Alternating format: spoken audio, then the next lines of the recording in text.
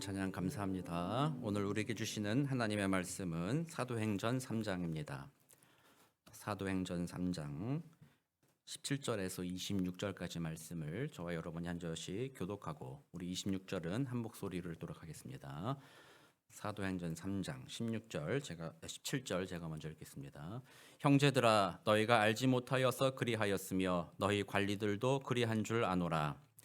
그러나 하나님이 모든 선지자의 입을 통하여 자기의 그리스도께서 고난 받으실 일을 미리 알게 하신 것을 이와 같이 이루셨느니라. 그러므로 너희가 회개하고 돌이켜 너희 죄 없이 함을 받으라. 이같이 하면 새롭게 되는 날이 주 앞으로부터 이를 것이요 또 주께서 너희를 위하여 예정하신 그리스도 곧 예수를 보내시리니 하나님이 영원 전부터 거룩한 선지자들의 입을 통하여 말씀하신 바 만물을 회복하실 때까지는 하늘이 마땅히 그를 받아들이라. 모세가 말하되 주 하나님이 너희를 위하여 너희 형제 가운데서 나 같은 선지자 하나를 세울 것이니 너희가 무엇이든지 그의 모든 말을 들을 것이라. 누구든지 그 선지자의 말을 듣지 아니하는 자는 백성 중에서 멸망받으리라 하였고 또한 사무엘 때부터 이어 말한 모든 선지자도 이 때를 가리켜 말하였느니라. 너희는 선지자들의 자손이요 또 하나님이 너희 조상과 더불어 세우신 언약의 자손이라. 아브라함에게 이르시기를 땅 위의 모든 족속이 너의 씨로 말미암아 복을 받으리라 하셨으니 하나님이 그 종을 세워 복 주시려고 너희에게 먼저 보내사 너희로 하여금 돌이켜 각각 그 악함을 버리게 하셨느니라. 아멘. 계속해서 우리 사도행전을 통해서 우리 교회의 부흥을 꿈꾸며 하나님께서 우리가 함양해야 할 삶의 태도가 무엇인지를 이렇게 생각해보고 있습니다. 우리 지금 3장에서는 베드로가 나면서부터 걷지 못한 채 40년을 걷지 못했던 자를 고치고 난 이후에 있었던 일들에 대해서 이렇게 이야기하고 살펴보고 있죠. 베드로가 이제 설교하면서 보여줬던 태도를 지난 2주간 좀 살펴보았는데요. 첫 번째 태도는 뭐였어요? 어떤 태도를 가져야 된다? 그렇죠. 우리가 잘 기억이 안 나죠. 공감합니다, 여러분들께. 잘 기억이 안 나는 것에 대해 공감하듯이 공감한다는 거죠. 공감하는 태도. 두 번째는 뭐예요? 존중한다라는 것입니다. 다른 사람을 존중한다.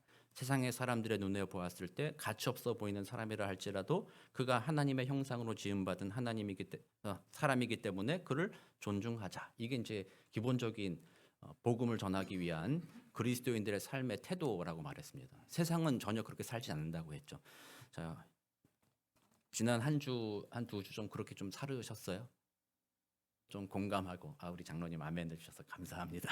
서로 존중하고 너무나도 귀한 일입니다. 그렇지만 또 돌아보면 실패하기도 하는 거죠. 우리가 그렇게 살아가지도 못하는 우리들의 모습을 또 보기도 합니다. 그래서 우리는 어떻게 해야 돼요?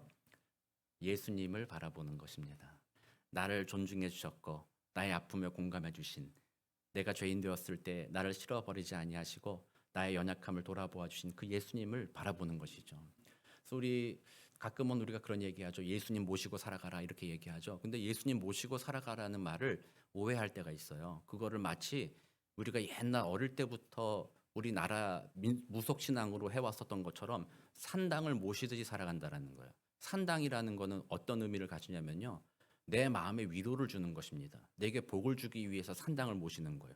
그와 같이 예수님을 모신다고 할 때는요, 내게 구원 주시고 내가 일이 잘 되게 하시고 내가 고난 중에 위로받게 하시고 나를 위한 예수님입니다, 이런 마음으로 그렇게 예수님을 모시고 살아가는 경우들이 있어요. 그 우리의 마음의 심상, 마음의 이미지 안에 불상이라든지 어떤 정화수라든지 그런 것들이 아니라 우리가 흔히 보았던 예수님의 그림 있잖아요. 머리 노란색에 이렇게 눈 이렇게 쌍꺼풀 있고 이런 그 예수님의 모습을 내 마음속에 그려다 놓고 그걸 바라보면서 신앙생활을 하는 것을 예수님을 모신다라고 생각하지만 사실은 그게 아니라는 거죠. 예수님을 모신다라는 것은 오늘 우리 찬양대가 불렀던 것 같이 주와 동행하는 것이죠. 주와 함께 걷는 것입니다. 그렇기 때문에 고통이 다가올 때도 주님이 옆에 계심으로 위로받기도 하지만 또 우리가 어떤 상황에 처했을 때 주님이 옆에 계심으로 주님과 같이 행동할 수 있는 것, 그것이 바로 주를 모시고 살아간다라는 것이잖아요. 그래서 우리가 다른 사람에게 공감하거나 존중하기가 어렵고 실패하지만 그때마다 예수님을 모시고 살아간다는 거예요. 그래서 그때 어떤 분이 이런 얘기를 했어요. 제가 상당히 도움을 많이 받았는데 예수님이 내 안에 계신다라고 생각하면은 잘 와닿지가 않는다. 행동이 잘 변화되지 않는다는 거예요. 그러면 어떻게 생각하냐? 예수님이 옆에 계신다라고 생각하라는 거예요. 예수님이 나와 동행하신다. 그러면 나의 말과 행동과 여러 가지가 달라질 수 있다라고 이야기합니다. 여러분들이 가끔은 제가 여러분들과 같이 있을 때는 좀 달라지시잖아요. 제가 옆에 있을 때 여러분들의 말투가 좀 부드러워지시잖아요. 일부 예배 때 말씀드렸지만 어디 식당에서라도 뭐 이렇게 시원한 거 한 잔 마시고 계시다가도 제가 딱 나타나면 어떡해요? 딱 밑에 좀 그렇게 하시잖아요. 그럼 옆에 있다, 누가 있다 그러면은 좀 달라질 수 있어요. 내 안에 있다 그러면은 내가 마치 그런 존재가 된 것처럼 행동하다가 잊어버리고 막 실수할 수도 있지만 예수님이 옆에 계시다. 그러면은 다르게 행동할 수 있다라는 거죠. 그래서 그게 더 중요하다고 그렇게 말씀하시는 분들이 있어요. 그래서 예수를 모시고 살아간다. 그 말의 의미는 바로 그와 동행하면서 오늘도 그분이 원하시는 삶을 내가 용기 있게 살아간다라고 말하는 거예요. 그래서 계속해서 우리는 예수님을 계속 바라보는 것입니다. 반복해서 바라보는 것이고 반복해서 모시는 것입니다. 지난주에 내가 공감하는 일들과 존중하는 일들을 실패했지만 그러나 이번 주는 예수님 모시고 한번 그렇게 살아갈 수 있도록 도와주십시오.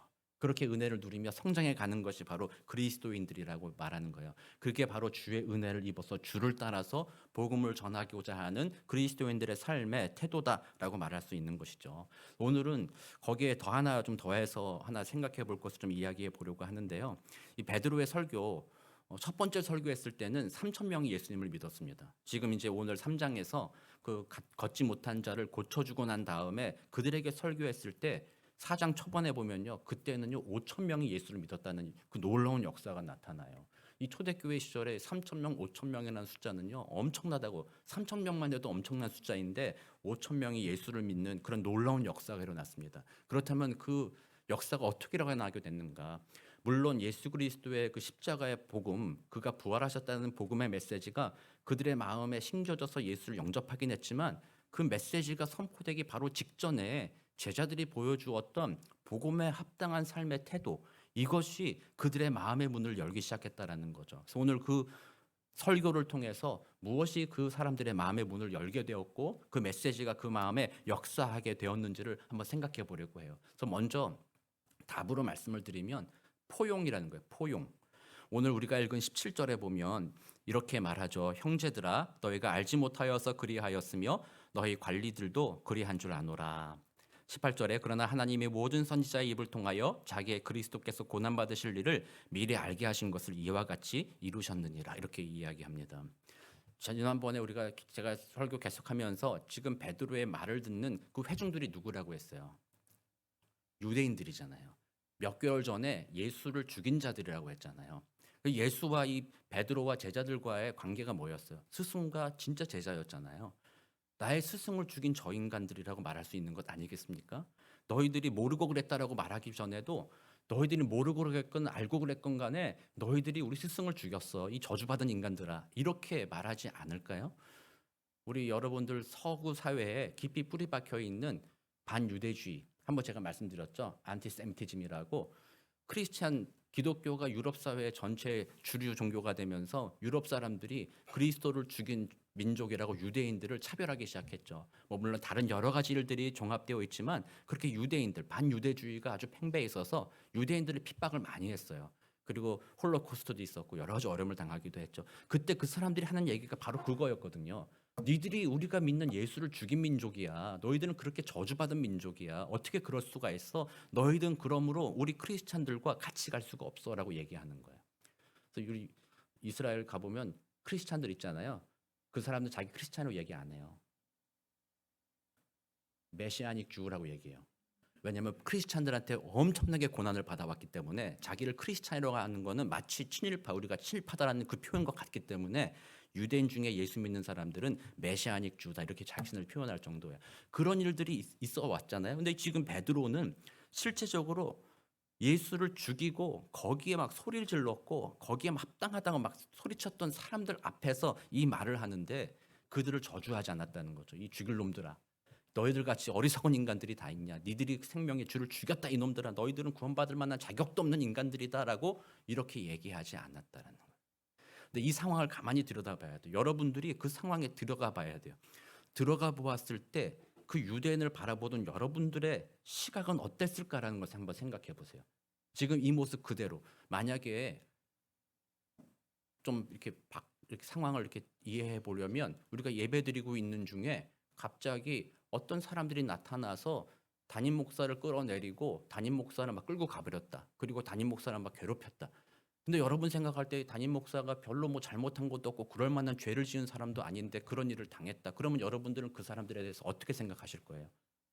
저 나쁜 놈들, 저 사탄에 씌운 놈들, 저 저주받을 놈들, 저 나쁜 일 하지도 않으면 저 목사님을 저렇게 괴롭히는 나쁜 놈들, 저 놈들은 분명하게 천국 못 갔을 거야. 저 놈들은 분명하게 죽어야만 마땅한 자들이야라고 여러분들이 이해할 수 있지 않겠는가? 공감이 좀 되세요, 이러니까? 공감 능력을 우리 이렇게 계속해서 훈련해야 됩니다. 그럴 수 있잖아요. 베드로가 사실 그런 일을 당한 거예요.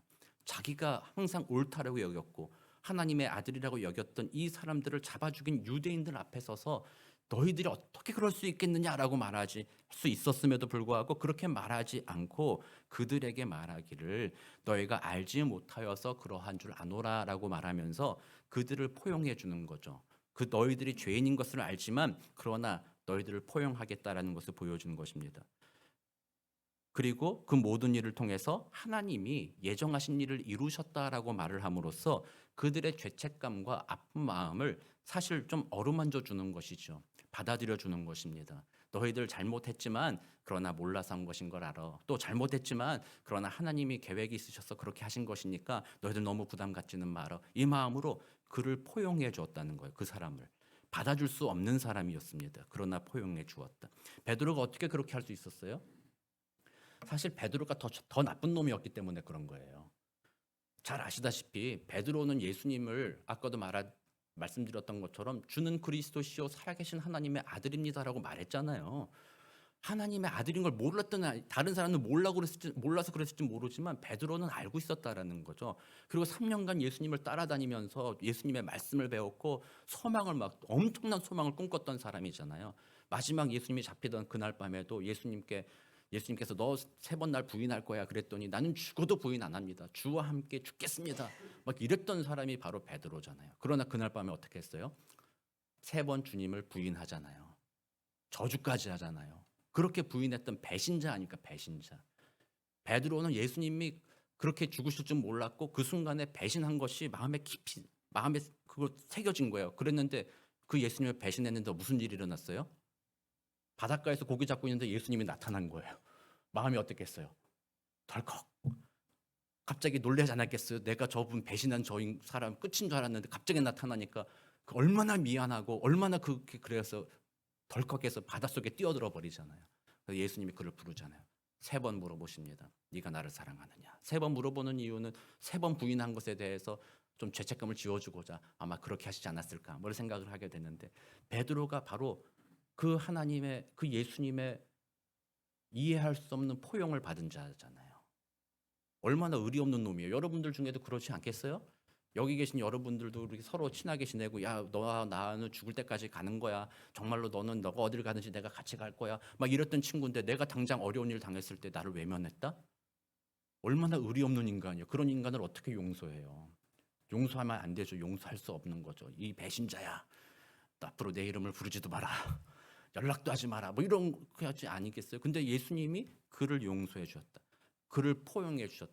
베드로는 그 예수님의 사랑을 경험했기 때문에 나 같은 죄인도 구원하여 주신 예수님이라면 나같이 의리 없고 배신한 존재도 사랑하시며 포용해 주신 예수님이라면 알지도 못한 채 그 예수를 십자가에 못 박으라고 소리쳤던 저 유대인들에게서도 하나님은 사랑을 하시며 그들을 포용할 수 있겠구나라는 마음으로 그들을 그렇게 불러준 거예요. 그들을 포용해 준 것입니다. 존 오트버그 목사님의 책 중에 우리는 만나면 힘이 납니다라는 책이 있어요. 언젠가 한번 여러분들 다 같이 한번 읽고 같이 공부해도 참 도움이 되지 않을까 이런 생각이 듭니다. 이 목사님이 이제 상담학 박사까지 공부하셨고 또 목사님이시면서 복음에 관련해서 명확하게 설명해 주셨고 또 복음이 어떻게 우리들의 삶을 바꾸며 복음이 또 우리들의 인간관계를 어떻게 바꿈으로써 그 복음의 능력이 단지 장차 내세, 다음 세대에서만 행복이 아니라 이 땅에서도 하나님 나라를 맛볼 수 있게 하는가에 대해서 많이 책을 쓰셨어요. 너무 좋은 책들 많이 쓰셨는데 그 우리는 만나면 힘이 납니다라는 책에서 본인이 오랫동안 몸담았던 교회를 이렇게 표현한 것이 나와요. 그 교회를 이렇게 설명을 합니다. 충격적인 내용이에요. 거기에는 전부는 아니었지만 냉담한 사람이 아주 많았다. 그들은 춤을 추지도 않았고 웃지도 않았다. 즐거움이라고 눈을 씻고 찾아봐도 없었다. 그들이 즐기는 놀이가 하나 있기는 있다. 연약한 영성을 가진 사람을 정죄하는 놀이. 그 교회가 그렇었다라고 얘기합니다. 교회 안에 서로를 향한 따뜻한 사랑은 없었고 서로를 향한 정죄하는 모습만 남아있던 교회였다라고 얘기하는 거예요. 그래서 이걸 우리 교회도 한번 생각해 봐야 돼요. 우리 교회가 함께 모여서 성도의 교제를 나눌 때 서로 하나님의 말씀을 권면하면서 그리스도를 닮아서 살아가는 것, 그리스도 안에서 한 형제 자매 되는 것이 얼마나 기쁩니까? 그러므로 나는 일주일 중에 이 예배드리는 이 시간과 예배 끝나고 성도들이 함께 교제하는 그 시간, 또 목장으로 모이는 그 시간이 가장 복이 되며 가장 기쁨이 됩니다라는 그런 은혜를 나누고 있는가? 그런 교회인가? 아니면 그런 것이 아니라 예배와 목장 모임이 교제는 그냥 형식적으로 안 할 수 없으니까 그냥 해야 되는 거니까 안 하면은 지옥 갈 것 같으니까 안 하면은 내 인생에 불행이 닥칠 것 같으니까 그거는 그냥 하는 거고 내가 제일 즐거워하는 일은 몇 사람끼리 모여서 누군가를 그 테이블 위에 올려놓고 이렇게 저렇게 요리할 때 그때가 내 마음에 가장 기쁜 그런 마음으로 살아가고 있지는 않은가. 세상 사람들은 그렇게 살아가요. 제가 예전에 저도 직장 다녀봤잖아요. 거기도 이제 다 그리스도인들만 있는 직장이었어요. 제일 재밌는 때가 언제인 줄 알아요? 몇몇 친구들 모여가지고 누구 욕할 때. 야, 그 걔는 저 간사는 왜 저 모양이냐. 뭐 그런 욕하고. 우리 저 위에 높으신 분들이 있으면 저분들은 왜 그렇게 행동하냐. 그렇게 하니까 안 되지. 그러니까 여기가 망하는 거야. 뭐 이런 얘기하고 서로 그런 얘기할 때가 얼마나 죽이 잘 맞고 얼마나 기쁜지 몰라요. 정말 재밌었어요. 근데 그게 인간의 본성이라는 거예요. 은혜가 임하지 않은 죄인들의 본성이라는 것은 자기 중심적이고 자신의 기준을 세워 있기 때문에 다른 사람을 포용하기보다는 내가 더 잘났다. 또 나의 안전 이런 것들이 더 우선이 되기 때문에 그 마음의 본성으로서 다른 사람을 정죄하는 놀이, 돌멩이 들고 치려고 하는 그런 놀이를 기뻐하게 되어 있다라는 거예요. 그 책에서 또 하나 소개하는데 이건 너무나도 충격적인 얘기예요. 이제 이분이 한 침례 교회로 이제 옮겨가셔서 거기서 이제 시무하신 것 같아요. 이전에 그 교회는 그냥 출석하셨던 교회였었던 것 같고 요 시무하는 교회로 갔는데 이 교회에 갑작스러운 부흥이 이렇게 일어났대요. 그러니까 이분이 이제 말씀도 잘하고 또 이렇게 사람 관계도 잘하니까 사람들이 막 몰려든 거예요. 그래서 어떤 사람들은 말씀해 주어서 왔다. 어떤 사람은 찬양해 주어서 왔다. 어떤 사람들은 거기에 음식이 맛있었나 봐요. 교회 음식이 맛있어서 왔다. 또 어떤 사람들은 뭐 교회 시설이 좋아서 왔다. 뭐 여러 가지 이유로 왔을 거 아니에요.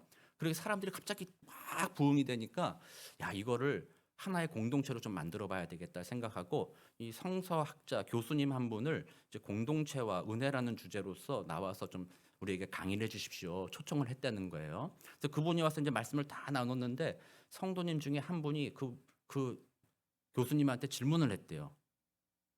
그 성도님은 이 교회에 원래 다니던 분이 오래 계셨던 분이라는 거예요. 그분이 이렇게 질문했다는 거예요. 교회에 오려면 못된 행실부터 고쳐야 하는 거 아닙니까? 이렇게 물어봤다는 거예요. 새로운 사람들이 많이 오다 보니까 이런 사람 저런 사람이 막 오는 거예요. 그러니까 이분의 눈에 볼 때는 저런 사람까지도 교회에 오나? 좀 그런 못된 행실 좀 고치고 교회에 와야지. 교회에 오는데 어떻게 저렇게 함부로 행동하고 그렇게 할 수 있냐? 그게 맞지 않습니까? 라고 그에게 물어봤다는 거예요. 그랬을 때 이 교수님이 하신 답변이 흥분해가지고 화가 나셔서 하신 말씀이 이런 말씀이라는 거예요. 저도 이걸 듣고요. 너무 충격받았어요. 이렇게 얘기했어요. 줄담배를 피우고 음란 채널을 끼고 살고 음란 서적을 읽고 위스키를 들이키고 세금을 포탈하고 아이를 학대하는 쓰레기 같은 사람들은 도대체 어디로 가란 말입니까? 라고 질문했다는 거예요. 여러분은 어떻게 답변하시겠어요? 우리 교회에 이렇게 아동 학대하는 사람들이라든지 우리가 생각할 때 정말로 나쁜 인간이다라고 생각하는 사람들이 우리 교회에 온다 그러면 여러분은 어떻게 하실 거예요? 받아주실 거예요? 안 받아주실 거예요? 저한테 물어보면 저는 뭐라고 대답하겠어요? 그거 좀 곤란할 수 있는데, 그거 좀 그런데. 이게 당연한 거 아니겠어요? 근데 성경은 말합니다. 그런 사람들을 누가 받아주겠냐는 거예요.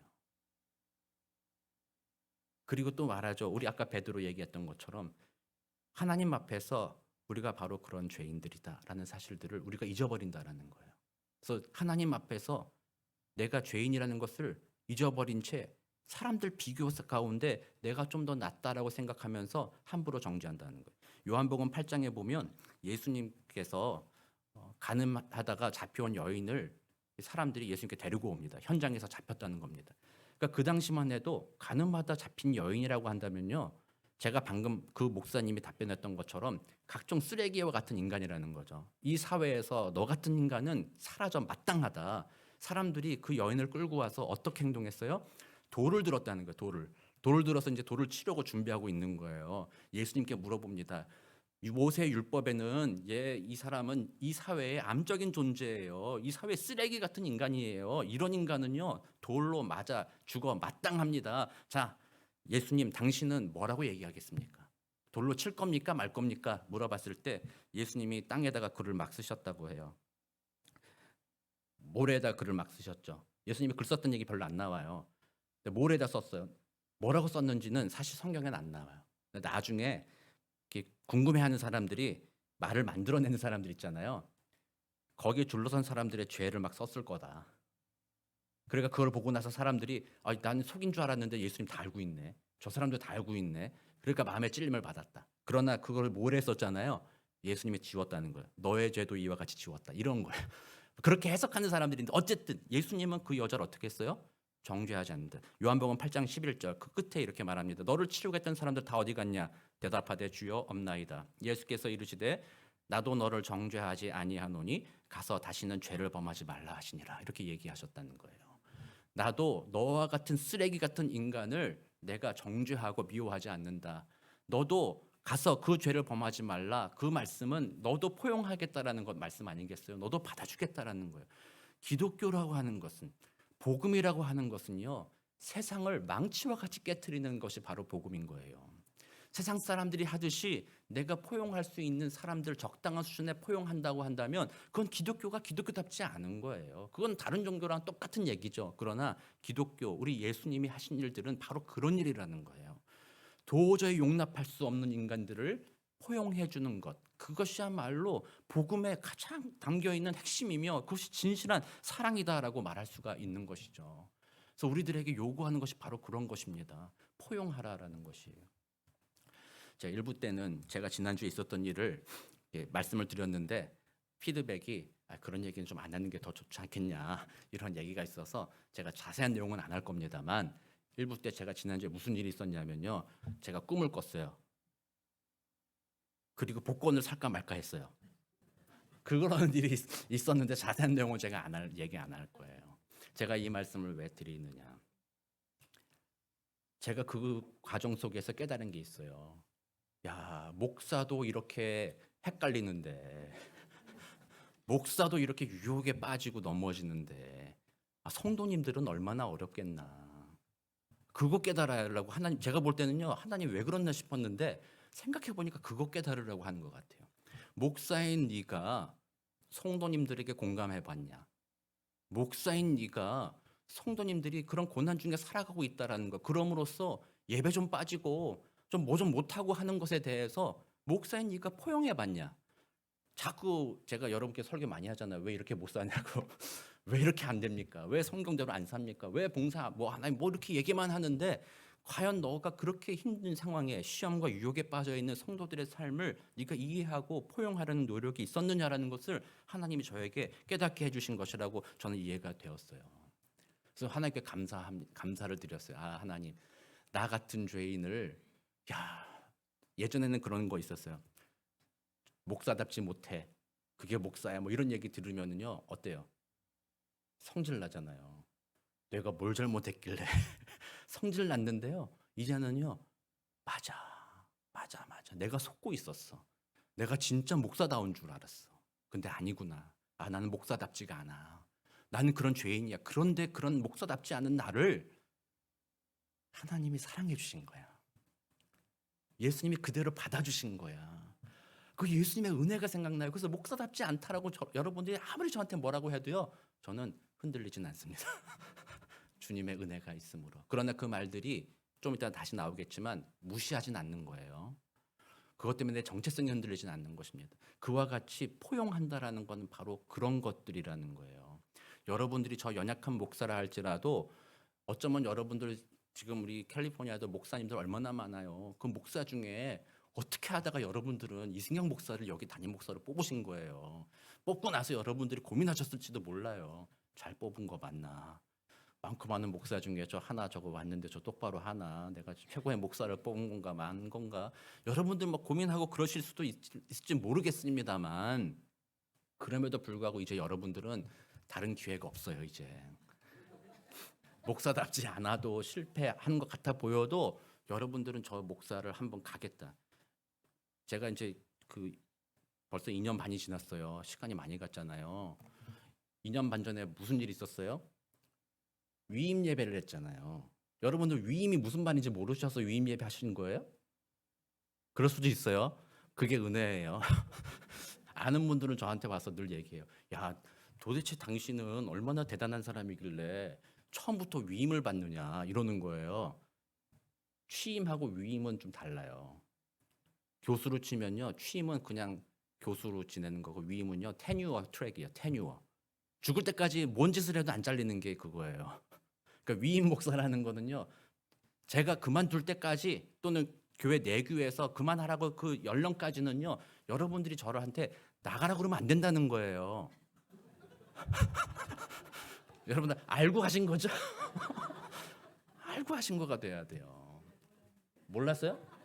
그러면 이번 기회에 아시기 바랍니다. 그래서 저는 위임 목사입니다. 이 말씀 드리는 이유가 그런 훈련들이 돼 가야 된다는 거예요. 포용하는 훈련들. 어떻게 완벽합니까? 어떻게 사람이 완벽합니까? 어떻게 주님의 말씀에 합당하게 온전하게 사는 사람이 어떻게 있습니까? 예수님밖에 없다라는 거예요. 그러므로 우리는 이 세상에 상처받은 죄인들을 포용해 가는 것입니다. 그래서 우리가 올해 우리 주의 은혜로 주를 따라서라는 표로 가잖아요. 거기에 보면 제가 핵심 가치로 써놓은 것이 몇 가지가 있어요. 그 중에 하나가 포용이에요. 포용. 품어준다라는 거예요. 여러분들 그거 훈련해 가야 된다라는 겁니다. 여러분들과 생각이 좀 다른 사람들 있어도 여러분들과 좀 뭔가 삶의 방식이 다르고 요리하는 방식이 좀 다를지라도 계란을 먼저 넣든지 계란을 나중에 넣든지 그거 가지고 싸우지 말고 또 우리가 흔히 너무나도 진부한 예시 있잖아요. 피아노를 오른쪽에 놓냐 왼쪽에 놓냐 가지고 막 싸우잖아요. 오른쪽에 놓은 사람들은 나는 우파다 왼쪽에 놓는다고 넌 좌파냐 뭐 이렇게 해가지고 그거 가지고 서로 싸우는 이런 것뿐만 아니라 삶의 자리에서 여러분들이 구체적으로 삶을 생각해 봐야 되는 거예요. 내가 과연 복음의 본질적인 것으로 판단해 보고 또 그를 포용하려는 그 노력 가운데 그 은혜 가운데 그를 받아주는가 아니면 전혀 그럴 마음이 없는가를 생각해 보라는 거예요. 내가 다른 사람을 포용하려는 마음을 갖고 있는가 아닌가. 만약에 포용하는 마음이 없다면요. 정말로 어리석은 일입니다. 베드로와 같이 자기가 그 용서받은 자로서 그 유대인들을 포용했던 것이 복음에 합당하게 변화됐기 때문에 그렇게 된 것이잖아요. 그러므로 우리들이 그 포용의 훈련들을 우리는 해 나가야 된다라는 거예요. 그래서 우리가 처음부터 제가 아까 그 성학자 교수님이 말씀하신 것처럼 정말 아동 학대하는 그 쓰레기 같은 인간이 오늘 우리 교회 들어온다? 그러면 저는요 아마 좀 곤란한데 이럴 것 같아요. 여러분들도 그러지 않겠어요? 여러분도 좀 곤란한데 이런 느낌이 들 거예요. 그러나 꿈은 있어요. 꿈은 뭐예요? 처음부터 우리는 그것을 받아들일 수는 없을지 몰라요. 우리가 근력 운동을 할 때 처음에는 중량을 가벼운 것으로 하잖아요. 한 5kg, 10kg짜리로 운동하다 보면 점점 그 근력이 더 강력해져서 나중에는 좀 더 무거운 것을 감당할 수 있는 근육이 되는 것과 같이 포용하는 훈련이 우리들의 삶의 자리에서 작은 부분에서 하나씩 하나씩 훈련돼 갈 때 덜컥덜컥 내 마음에 걸리는 일들이 막 찾아올 때 오늘 교회 갔더니 저 집사는 오늘따라 왜 옷을 저렇게 입고 왔어 뭐 이런 거가 마음에 덜컥덜컥 걸릴 때가 있잖아요. 오늘따라 저 목사님 왜 그런 얘기를 하는 거야? 그게 마음에 덜컥덜컥 걸리는 때가 있잖아요. 그때가 바로 내가 근력 운동하는 때구나라는 거예요. 그때 그것을 포용해 보려는 마음을 갖는다라는 거예요. 이게 바로 이 사도행전 처음에 베드로가 설교할 때 5천 명을 전도하기 위해 밑에 깔아놓은 삶의 태도라는 것입니다. 그러면 우리 교회 성도님들이 그런 포용, 이것을 우리 마음에 품어야 되는 거예요. 그걸 다른 말로 하면요, 교회 왔을 때 따뜻해야 돼요. 교회 왔을 때 따뜻해야 돼요. 교회 왔는데 너무나도 차가워요. 얼굴만 딱 봐도 이미 얼굴에 써 있어. 나 너 싫어해. 얼굴만 딱 봐도 나 너 여기 너 왜 왔는지 난 도대체 이해가 안 돼. 여기는 나의 안전한 나의 바운더리야. 안전한 내 땅인데 너 왜 침범했어? 이런 식으로 얘기한다고 한다면 그런 교회는 교회답지 않은 곳입니다. 거기에는 복음의 능력이 나타나지 않습니다. 거기는 부흥이 없습니다. 거기는 냉랭함만이 남아있고 냉담함만이 남아있고 예배의 형식은 남아있을지 몰라도 예배에 주님의 능력이 나타나지 않으므로 언제 이 예배가 깨질지, 언제 이 공동체가 무너질지 그런 살아남음 같은 그 길을 걸어갈 수밖에 없는 그런 공동체로 전락하게 된다는 거예요. 그러므로 우리는 정말로 사랑하고 포용해야 됩니다.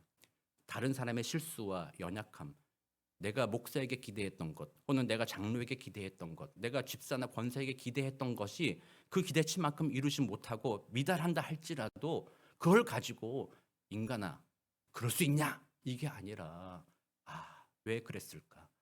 얼마나 힘들었을까? 그 일을 감당하며 참 지쳤구나. 그러니 저에게도 예수가 필요하구나. 이 이야기를 들려주는 교회. 그러므로 얼굴을 봤을 때 따뜻한 공감이 있고 따뜻함이 있는 교회. 그게 바로 복음에 합당한 교회며 오늘 베드로가 그 유대인들에게 보여준 그리스도인의 복음의 능력을 힘입은 자의 삶의 태도다라고 말하는 거예요. 제가 오늘 찬양 하나를 아주 은혜로운 찬양 하나를 오랜만에 듣게 됐는데요. 그 내용은 이거예요. 제목은 예수예요. 내용은 이렇습니다. 슬픈 마음 있는 자, 몸과 영혼 병든 자, 누구든지 부르시오. 예수 이름 부르시오. 그 이름을 믿는 자, 그 이름을 부르는 자, 그가 어떤 사람이든 그는 구원을 얻으리라. 아멘. 와, 대단하지 않습니까? 그가 어떤 사람이든 그는 예수의 이름을 부름으로 구원을 얻으리라. 와, 우리 예수님, 우리 하나님이 저 쓰레기 같은 인간도 주 예수를 부를 때 그를 구원하신다라고, 그를 그렇게 사랑하신다라고 말씀하여 주셨는데, 아니 나 같은 죄인이 어찌 그 예수님이 사랑하는 자를 그렇게 미워하고 그렇게 정죄하고 언제든지 그를 치려고 내 주머니에 짱돌 넣고 댕기고, 얼마나 안타까운 일입니까? 그래서 우리 삶을 한번 돌아봐야 돼요. 나는 진짜 내 주머니에 짱돌 있나 없나 오늘 한번 해보세요. 있나 없나? 예배 끝나고자마자 시작됩니다. 영적 싸움은. 끝나자마자 또 여러분도 또 그럴 수 있어요. 끝나자마자 또 밖에 텐트가 어쨌든지 저거 어쨌든지 또 그래가지고 또 이렇게 하고, 우리는 매번 그렇게 공격 가운데 있고 매번 넘어지는 겁니다. 그래서 우리에게 소망이 하나도 없어요. 목사인 저에게도 여러분 소망 걸 필요가 없다는 걸 제가 말씀드리는 거예요. 저에게 소망 없어요. 제가 목사직 하고 있는 것은요, 저의 성정으로는 저의 능력으로는 안 되지만 성령이 임하셔서 말씀을 전하게 하시고 성령이 때때로 깨닫게 하셔서 돌이키게 하시고 살도록 도와주시니까 제가 이 일을 감당하는 것입니다. 그러면 우리들도 그렇게 살아가는 거예요. 포용하기 원합니다. 주님이 나를 포용해 주셨던 것처럼 내가 그렇게 포용하며 살기를 원합니다. 다른 어떤 것, 정죄의 손길, 전죄의 눈길, 전죄의 말이 나가려고 할 때마다 성령께서 나의 마음과 생각과 입술을 정리하여 주시고 닫아주시고 만져주셔서 정죄하지 않고 포용할 수 있도록 도와주십시오. 그 삶이 오늘의 우리의 표에 있는 가치고요. 제가 볼 때는요, 우리가 진짜 그런 공동체 되잖아요. 사람들 오지 말라 그래도 오는 공동체가 되어 갑니다. 저기는 사랑이 있대. 야, 저곳에 가면은 모든 성도가 나를 바라보는 그 눈빛이, 야, 사랑이 막 넘치는 꿀이 떨어지는 눈빛으로 나를 바라보더라. 자, 옆에 계신 분들 한번 꿀이 떨어지는 눈으로 한번 쳐다보시기 바랍니다. 네.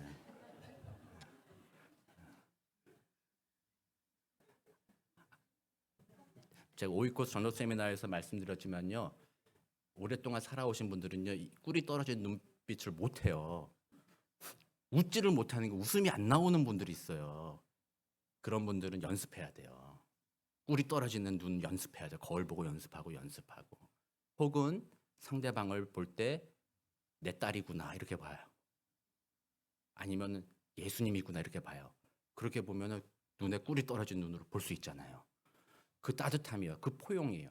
그게 가장 기초라는 거예요. 그래서 우리가 공감하고 존중하며 포용하는 것이 그리스도의 복음의 가장 기초라는 거예요. 우리가 그것을 준비하며 우리의 공동체를 이어갈 때 그때 사람들의 마음이 열리며 그들에게 그리스도의 복음의 메시지가 듣고자 하는 마음밭이 준비돼요. 그때 베드로가 하는 말이 이거예요. 회개하라. 내가 너를 사랑하지만 그래서 너를 포용하지만 너의 죄는 너가 회개하는 것이 맞다. 그러니 회개하십시오. 그리고 주 예수를 믿으십시오. 그러면 당신은 새롭게 될 것입니다. 와, 이 말이 얼마나 그들의 마음에 와닿겠어요.